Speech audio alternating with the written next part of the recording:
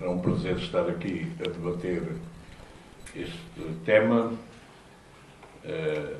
A Mais Democracia está a desempenhar o seu papel de movimento cívico muito bem. É evidente que há outras estarão aqui representadas, e uma das coisas que nós temos é que conseguir ver se unimos esforços e se nos unimos à volta do essencial para encontrar soluções conjuntas. Em relação àquilo que o Francisco Mendes aqui nos contou, eu lembro só que normalmente as revoltas populares começam por agressões aos cobradores de impostos. É da história e, portanto, é um sinal inequívoco de que, de facto, a situação está a evoluir no sentido da revolta popular. Às vezes dá a sensação que eu defendo que ela exista. Tenho vindo a dizer há vários anos já, 4 ou 5 anos, que ela é inevitável a continuarmos assim. Deveríamos tentar evitá-la, porque revoltas populares, revoluções conturbadas, pode-se saber como começam, não se sabe como acabam, mas o que é facto é que isto, de facto, não pode continuar no estado a que chegou. E se o Salgueiro Maia tinha razão quando disse, em 74, aos seus homens, estava a convidá-los para colaborarem para acabar com o estado a que tínhamos chegado, conseguiu-se, de facto, com sucesso. Com muito sucesso. Não tenho dúvida de que a evolução, para além da evolução natural, como o moderador acabou de referir, que é normal em todas as sociedades, eu estou convicto de que em Portugal a evolução foi muito acelerada por ter havido o 25 de Abril, porque, de facto, a caminho da construção de uma sociedade muito melhor do que aquela que tínhamos. Desde logo, uma sociedade com liberdade, uma sociedade com democracia, em paz. É preciso não esquecermos que estávamos em guerra há 13 anos em 3 frentes, longe daqui, e, portanto, aqui sentia-se relativamente pouco, como sempre nas retaguardas das guerras, sente sempre pouco os malefícios das guerras, pouco se compararmos com o que sente quem está lá mesmo na guerra. Mas construiu-se de facto uma nova sociedade muito mais aberta. Perdemos o isolamento internacional em que estávamos, que era uma das coisas que nós todos recordamos. Basta ter presente aquele pequeno exemplo de Guiné-Bissau, que tinha autodeclarado a sua independência há cerca de 8 meses, em setembro de 73, e quando se deu o 25 de Abril, já estava reconhecida internacionalmente por mais países do que aqueles com quem Portugal tinha relações diplomáticas. Portanto, isto mostra bem o isolamento em que nós estávamos, na sequência do orgulhosamente sócio. De facto, no 25 de Abril, e agora é natural que puxe um bocadinho a brasa à nossa sardinha, quando digo nossa sardinha, refiro-me aos militares de Abril. Os militares de Abril tiveram um papel fundamental, desde logo na ação concreta, o derrube, com certeza que eu também costumo dizer que o nosso principal mérito foi termos sido capazes de aproveitar as condições que tinham sido criadas por uma luta longa em Portugal, muita gente, muitas e muitos portugueses, alguns com o sacrifício da própria vida, mas o que é facto é que quem soube aproveitar essas condições para fazer uma ação única na história universal foram os militares de Abril, e não abdicamos de ter orgulho nisso, daquilo que fizemos. E depois, nesta retrospectiva simples que me propus fazer, Depois tivemos ação concreta na consolidação da situação democrática em Portugal. A seguir ao 25 de Abril, muito naturalmente, muito aquém daquilo que seria normal ter acontecido em qualquer situação, como a portuguesa, que acabava de sair com um golpe de ruptura e não com transição pacífica, acabava de sair de uma situação de 48 anos de ditadura. Portanto, era natural que tivesse havido convulsões muito maiores, mas o que é facto é que as convulsões foram muito menores do que as que seriam naturais a ver, mas penso que a posição resultante dos militares de Abril, onde, como eu costumo dizer, nos prendemos uns aos outros para evitar a guerra civil, mas fizemos e conseguimos que as eleições se fizessem de forma livre, mais livre e participada do que alguma vez tinha acontecido ou voltou a acontecer em Portugal.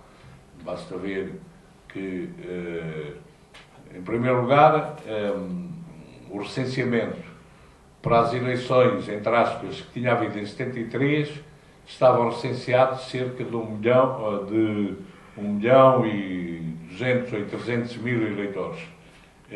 Nas eleições de 75 para a Assembleia Constituinte foram recenseados para cima de 5 milhões de eleitores. Portanto, isto mostra desde logo a participação no recenseamento muito diferente. E depois, na votação, desses 5 milhões e tal, votaram 92%. Houve uma abstenção de 8%. Nós, neste momento, acabamos de ver que estamos numa situação, chegamos a uma situação onde temos um Presidente da República eleito por 23% dos eleitores e um Governo suportado nas últimas eleições, ainda que não fosse para a Assembleia Legislativa, mas para a Comunidade Europeia, suportado por uma maioria de 9,6%. Portanto, e o partido mais votado teve 10%, 10,poucos% dos eleitores, não é dos votantes, é dos eleitores. Portanto, isto mostra, de facto, a situação de separação entre os cidadãos e os políticos. Depois, e é bom, porque a memória às vezes é curta, é bom realçar uma coisa que eu estou farto de dizer. Já há alguns trabalhos feitos nesse sentido, mas como durante muitos anos tudo o que de mal acontecia em Portugal era culpa do Conselho da Revolução, é bom dizer e relembrar que se não tivesse havido uma coisa chamada Conselho da Revolução durante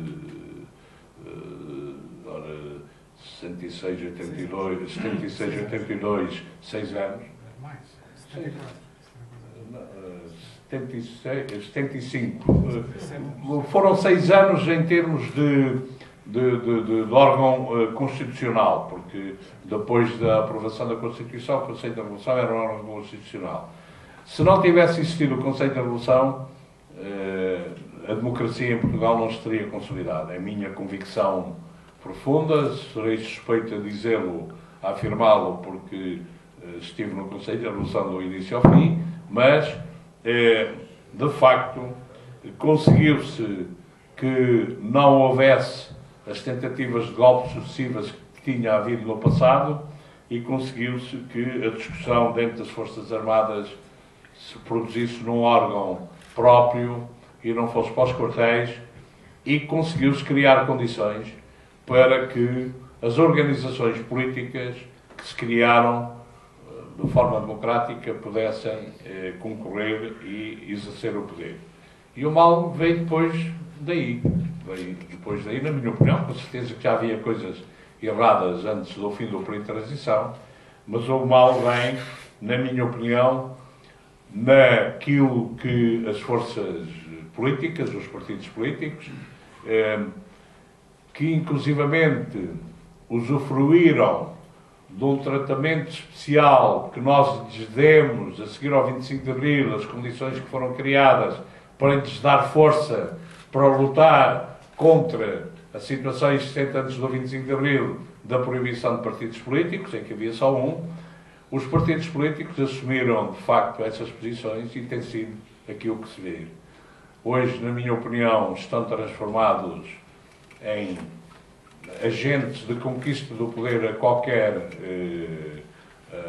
preço, com o objetivo único de conquistar o poder, mesmo que isso não sirva para participar num projeto nacional político, e acho que o Partido Comunista é o exemplo principal disso, em que defende posições que pessoalmente considero inatacáveis quando vistas individualizadas de defesa de direitos dos trabalhadores, etc, mas depois não dá resposta em qual é o projeto político do Partido Comunista.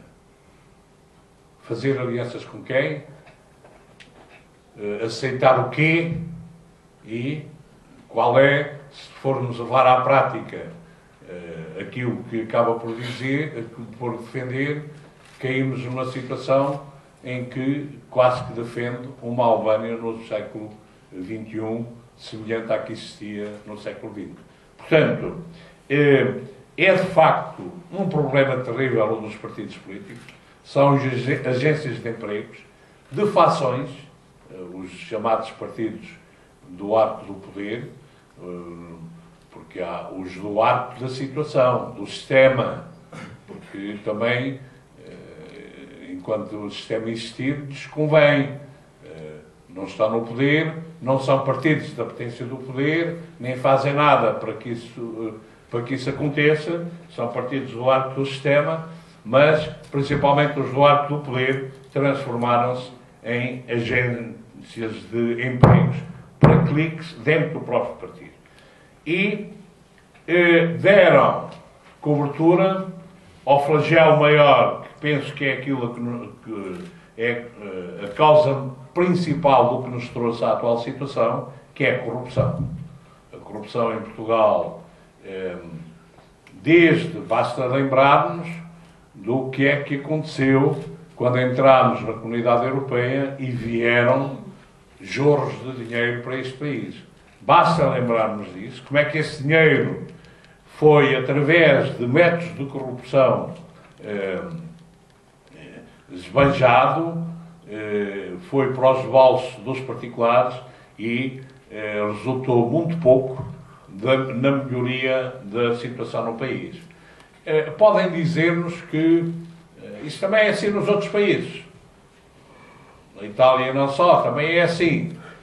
Eu não sei se é assim nos outros países, mas eu, quando olho, por exemplo, para o que se passa com o processo, mais do que conhecido publicamente, da compra dos submarinos por Portugal à Alemanha, e vejo que na Alemanha foram condenados em tribunal os corruptores, em Portugal os que usufruíram da corrupção estão no governo, até como vice-primeiro-ministro. E, portanto, para além de outras práticas que seguiram e que não nos impede de serem vice-primeiros-ministros, como a de copiar, de fazer milhares de fotocópias do gabinete quando saiu do governo, na outra passagem pelo governo, como Ministro da Defesa. Portanto, somos o país que somos, de brandos costumes, não sei se isto é de brandos costumes ou o que somos. Agora, o que é facto é que a corrupção é o flagelo maior que nos trouxe a isto. Com certeza que a crise financeira teve importância extraordinária, com certeza que o dinheiro fictício que o setor financeiro especulativo pôs a circular no mundo, e em Portugal também, teve importância extraordinária. Eu ainda há dias, com conversando com uma pessoa que me pedia para explicar melhor como é que é essa coisa, eu dei um exemplo corriqueiro, como é que o dinheiro, o capital se multiplica sem produzir nada. E o exemplo corriqueiro, eu lembro, era quando, na época em que a construção civil estava pujante, se construíam prédios, os andares eram todos vendidos, eram comprados, a grande maioria, por pessoas que não era para os habitarem, era para depois os venderem a outro mais tarde, e a outro, e a outro, e a outro. E um gajo que compra um andar para vender a outro e ganha dinheiro nisso, produziu alguma coisa? Zero. Zero. Portanto, isso, levado depois ao máximo, nós sabemos o que é que aconteceu no mundo em que hoje haverá 100 vezes mais, cerca de 100 vezes mais de capital em circulação do que aquele que corresponde à realidade dos bens nesse mesmo mundo. Portanto, o que é facto é que chegámos a uma situação em que esse capital financeiro, especulativo, nos ocupou. Estamos ocupados, eu costumo dizer, e já o disse publicamente mais que uma vez, só nos faltam gás, botas casadas. Estamos ocupados. E estamos ocupados. Mas estamos ocupados com Miguéis de Vasconcelos a fazerem aqui o seu papel como antes de 1640 o Miguel de Vasconcelos, em boa hora de fenestrado, fazia. Temos-los cá hoje, com um Presidente da República apático, e eu começo a ter dificuldades, confesso-vos, em falar do Presidente da República, porque começo a duvidar se é inabilidade e incompetência ou se tem que ver com doença. E, portanto, se tiver que ver com doença, que é um problema que hoje está na ordem do dia, é muito mais complicado, porque ele aí será inimputável, de facto. Agora, um país não pode estar sujeito a uma situação em que o seu principal responsável não tenha capacidades físicas e de saúde para poder desempenhar o cargo. E, portanto, acho que ele próprio devia tomar a iniciativa de esclarecer essa situação. Porque o que anda a ser especulado à volta da saúde dele, eu até admito que seja especulação. Não sei, não tenho conhecimentos para isso. Leio artigos muito bem feitos, por quem sabe da poda, como dizia um médico amigo, mas não sei se aquilo é especulativo ou se não é especulativo. Agora, sei que como cidadão tenho direito a uma coisa. É que ele próprio tome a iniciativa para esclarecer essa situação. É evidente que não espero, ou de uma maneira ou de outra, que ele tome qualquer iniciativa nesse sentido, porque estamos habituados a que dali iniciativas não venham. Portanto, como sairmos deste estado a que chegámos? O Salgueiro Maia, em 74, integrado no movimento das Forças Armadas, ajudou a que saíssemos de determinada maneira. Eu penso que não é defensável avançar para uma solução semelhante, do mesmo tipo. Agora, nós temos que ser capazes de dar a volta ao texto. Eu vi, a seguir às últimas comemorações do 25 de Abril, ou melhor, as comemorações mantêm-se ainda dos 40 anos, mas a jornada do 25 de Abril, que foi no Largo do Carmo, principalmente, ficou claro, e a primeira pessoa que disse isso, e não vejam nisto qualquer apoio implícito ou explícito às atitudes que ele está a tomar, também já posso falar sobre isso, se for o caso disso, mas ficou claro como o António Costa foi a primeira pessoa que eu vi fazer essa análise num programa da televisão, que se criou em Portugal uma frente social muito forte, muito ampla, muito alargada. Não interessa, e eu próprio disse na altura, não interessa estar aqui a dizer porque é que se criou ou como é que se criou. O que é facto é que está criado, e isso ficou claro naquela jornada do Carmo deste ano, no dia 25 de Abril. Não partidária, que atravessa, portanto, horizontalmente a sociedade portuguesa, com pessoas de várias sensibilidades político-partidárias, mas ficou claro. E, por isso mesmo, ou se consegue que alguém seja capaz de dar resposta aos anseios dessa frente social e pode-se evitar ainda a violência, ou se não aparecer ninguém, nenhuma força, que seja capaz de responder aos anseios dessa frente social, na minha opinião, e lamentavelmente estou inclinado a pensar que é isso que se vai passar, a violência será um facto. A convulsão social será um facto.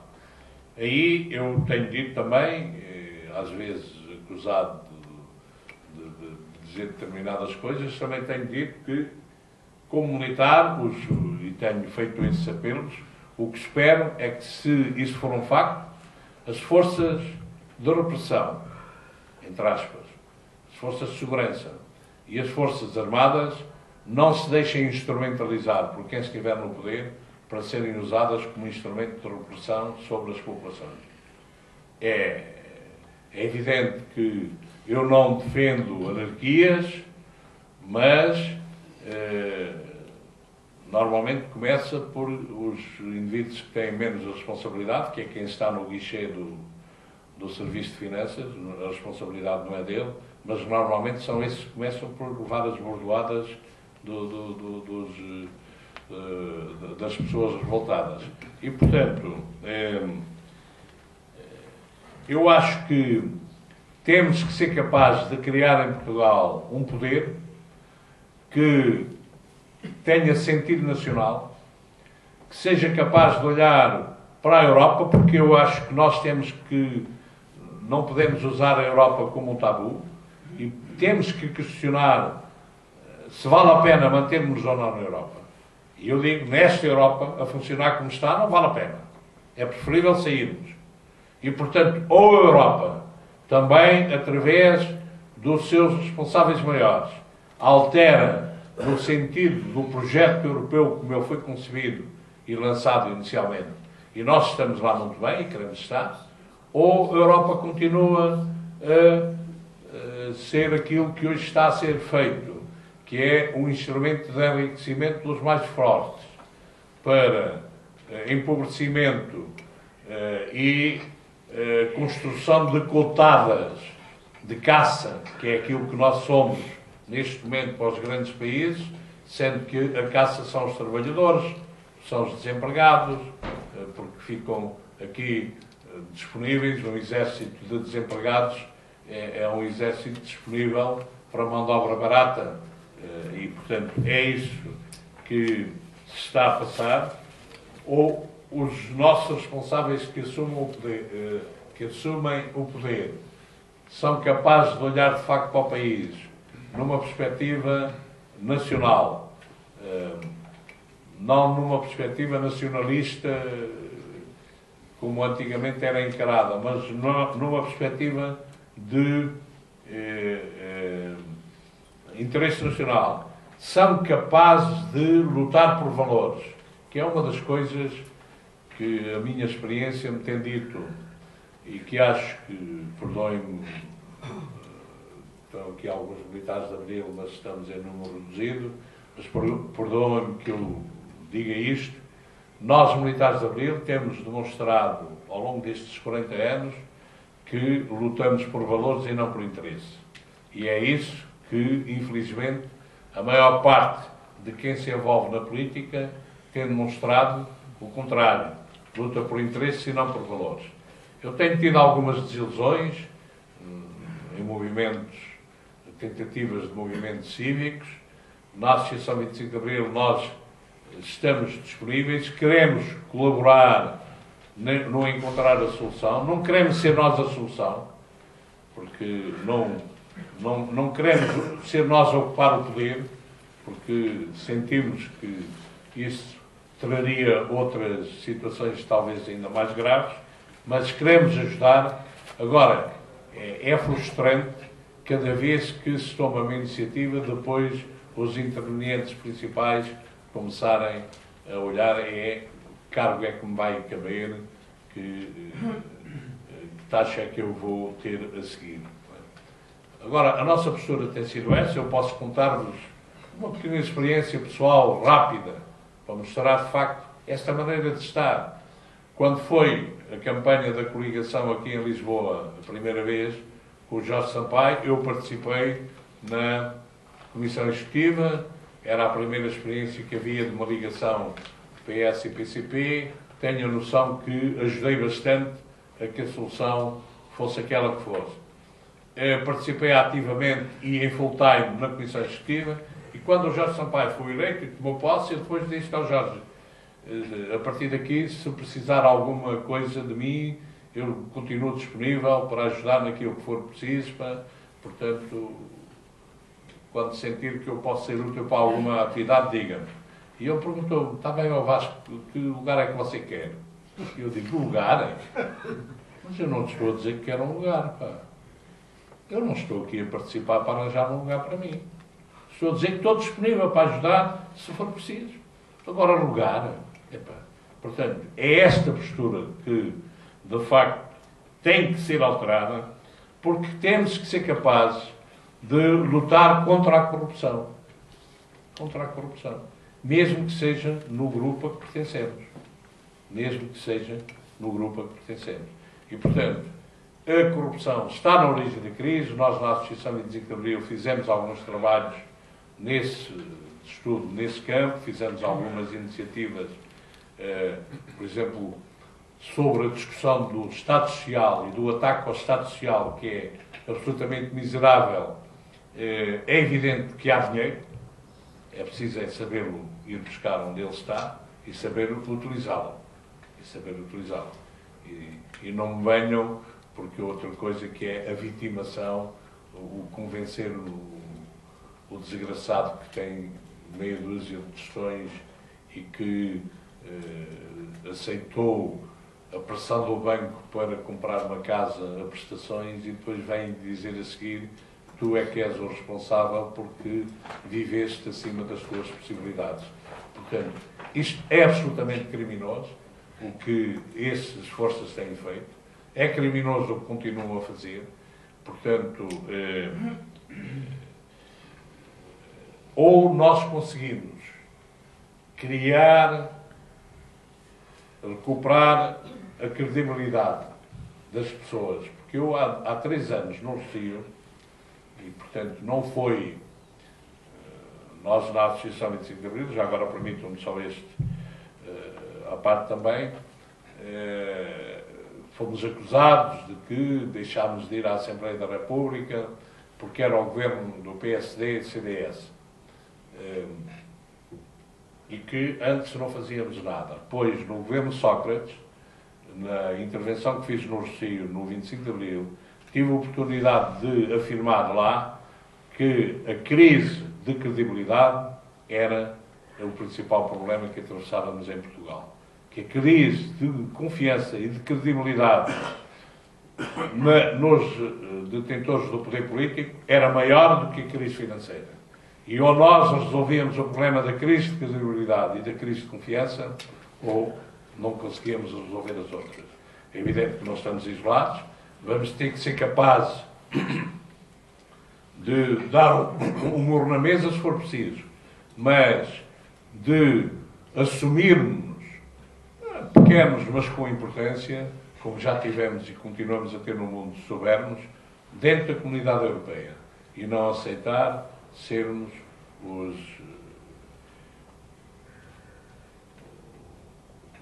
serventuários de outros interesses, não é?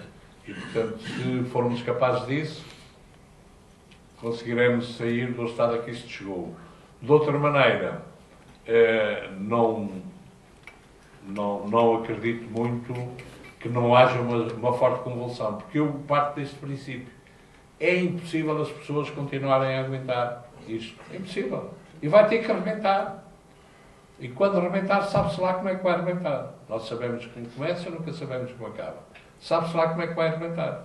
Portanto, é a minha convicção de que, a continuar assim, vamos ter uma guerra na Europa, e não só. Essa é também a minha convicção. Espero que, se isso acontecer em Portugal, possam surgir líderes capazes, não serão os que estão no poder neste momento, porque se estivéssemos numa situação de confronto, provavelmente correriam imediatamente a meter-se debaixo da secretária ou de outro sítio qualquer, mas não vejo, portanto, não sou otimista nisso, ainda que seja otimista em termos de acreditar, talvez esteja a confundir os desejos com a realidade, acreditar que vamos ser capazes de dar a volta ao texto. E eu ficava para já por aqui, para a primeira intervenção.